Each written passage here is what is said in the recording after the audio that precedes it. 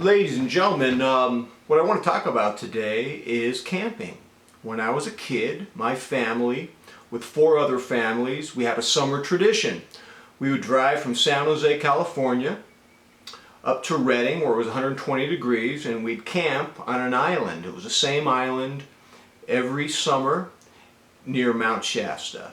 And there was one summer in particular where the heat was hellishly hot. It was the summer of 1971. And one of the fathers, he nailed a thermometer to a tree at our campsite. And you could hear grown-ups always announcing what the temperature was every 3 minutes. It was super annoying. It'd be like 6 in the morning. I don't know why. We all got up at 6 in the morning, probably to go fishing or something. And someone, of course, will go, "Oh my God, it's 6 in the morning and it's 94 degrees. I wonder how hot it's going to be today." I'll tell you how hot it's going to be. It's going to be as hot as it was yesterday, 110 degrees. Yeah, we're at Mount Shasta, buddy. So this was super annoying. My dad could tell I was annoyed, and he would go, "Son, don't you like camping?" "No, I don't. I don't like anything, Dad. I'm 9 years old, and I don't like anything." Wait. Dad, I like 2 things. I like smoked oysters, and I like baklava, and that's it. Baklava, by the way, is a Middle Eastern pastry. Look it up. Google it. So I was annoyed by that. The heat was unbearable in 1971. The other thing I didn't like was the music. It was the most sad music I ever heard in my life. 1971, these are the 3 hit songs that were on a Panasonic radio at our campsite. And these songs were played every hour. One was by the Bee Gees. It was called "How Do You Mend a Broken Heart." One was by Paul McCartney called "Uncle Albert." We're so sorry. And and the worst one of all was by the Doors, "Riders in the Storm." To me, if you're going to play sad music like that on the radio, it has to be gloomy out. It has to be foggy. It has to be raining. But when it's 110 degrees and blinding sunshine, sad music is 10,000 times more sad. And you couldn't even take a beach ball-sized Prozac pill to counteract that depression. So I didn't like the music that was playing, those big hit songs of summer 1971. Look them up. I think that was when it was. Yeah, the other thing I didn't like was we had an infestation on the island. An infestation of wasps. In fact, we didn't call them wasps. We called them yellow jackets. And sometimes we'd call them meat eaters. Meat eaters. They were not attracted to our honey or our syrup.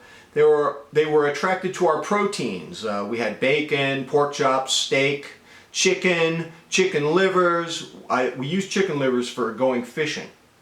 One of the moms, she made a wasp trap. Of course, this would have been called a yellow jacket trap because that's what we called them. It was this giant bottle, half full of vinegar, and then she took some fish hooks at the mouth of the bottle, and there was chicken liver attached to the hook, so it was dangling, and the yellow jackets would be attracted to the chicken livers, and in mass. I mean, hundreds, thousands of them would every day we would trap hundreds of them, probably thousands, in this giant bottle of vinegar.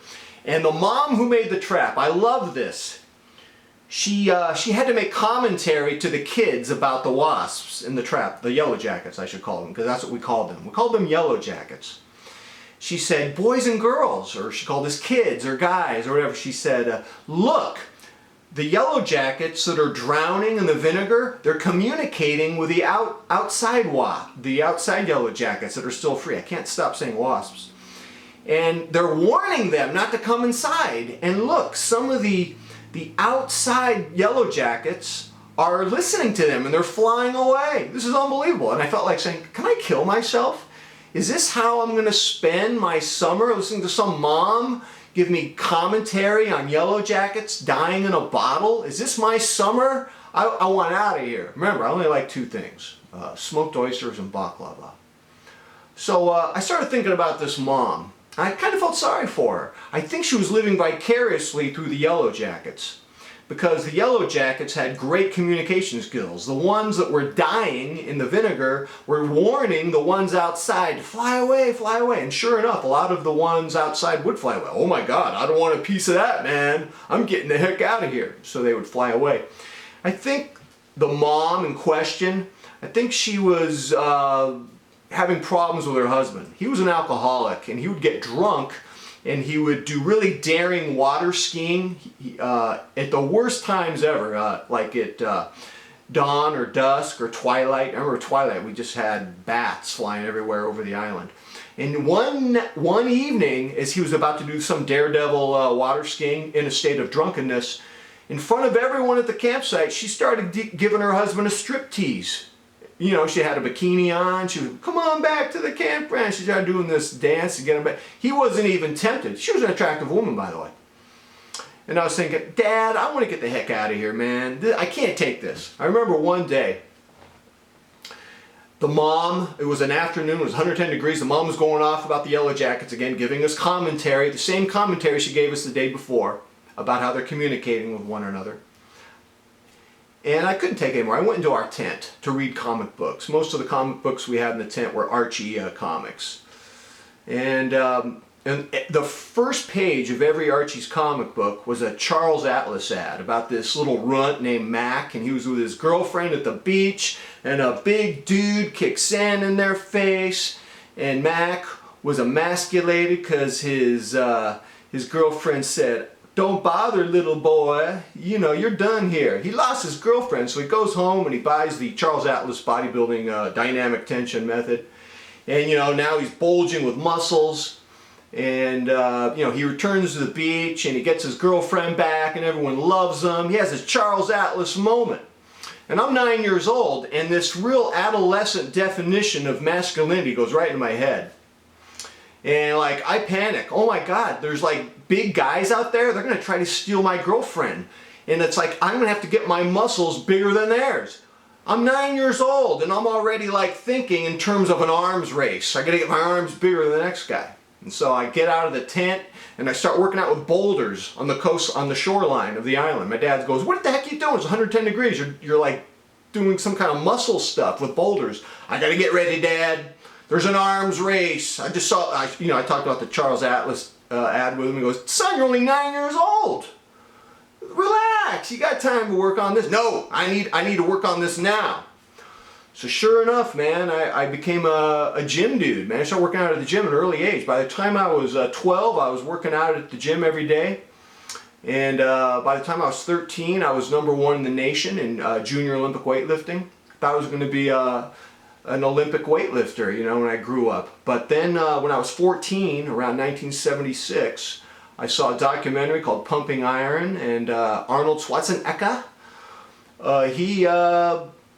to me, he looked the way a man should look. I felt like if I didn't look like that, I was not a real man. To me, the average guy was just an Idaho potato with 4 toothpicks sticking out of it. So I became a competitive bodybuilder, and when I was 19, I was runner-up in the Mr. Teenage San Francisco, and I'm attributing all this to that Charles Atlas ad. The summer I was traumatized on a 110-degree island. And you know, and then I got a job at a wine store in Berkeley while I was going to college, and I realized something as I was looking at the guys flirting with the ladies at the cash registers. I built all these muscles, but I forgot something. Oh, a personality.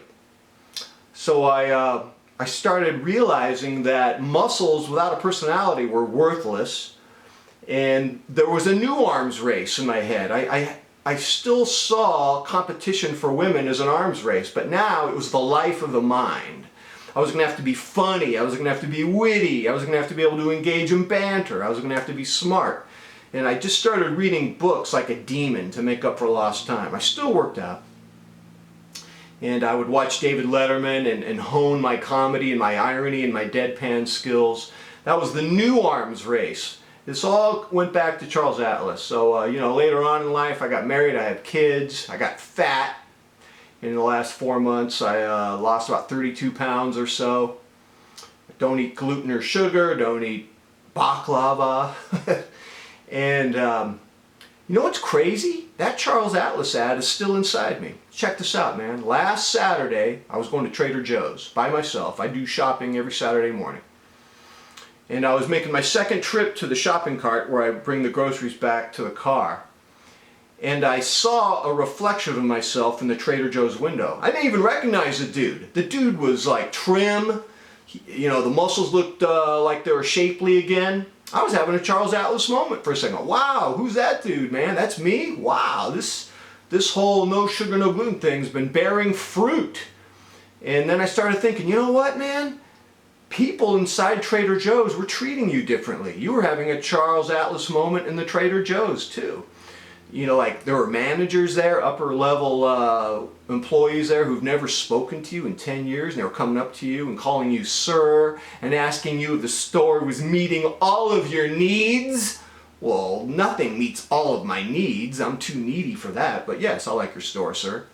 There were like customers being obsequious around me, and I started thinking, you know, that Charles Atlas comic book ad, having a trim, muscular physique, there's a certain currency to it. There's a certain cachet. It's kind of like having a Tesla or a Ferrari. People stop and gawk, and they want to know why you're so amazing.